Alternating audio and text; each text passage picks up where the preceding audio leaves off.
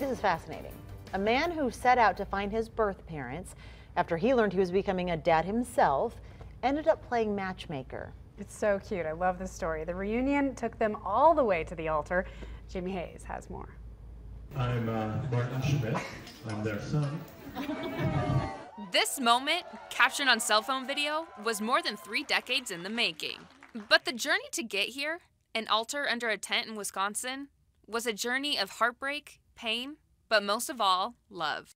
The parents that adopted me have always been super supportive.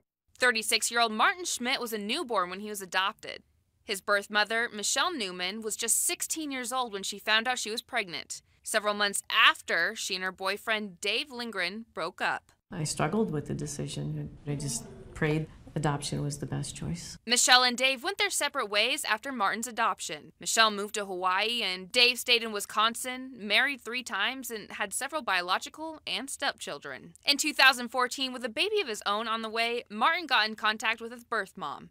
She, in turn, reached out to Dave. We talked until 2 o'clock that morning. So we were on the phone in probably 3 hours.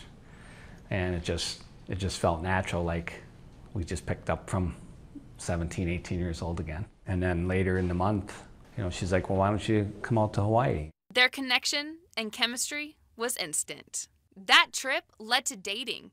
Eventually, Michelle moved back to Wisconsin, and the couple's relationship with each other and Martin blossomed. To watch him with his kids, he's just connects with them, pays attention to them, sees them. His parents did a great job. In early August, Dave and Michelle tied the knot, and Martin officiated. Martin's adoptive and birth parents are both involved in the lives of his children, and he says this whole situation couldn't have worked out better. I think that the reason that this is working out so well is that these are really good people.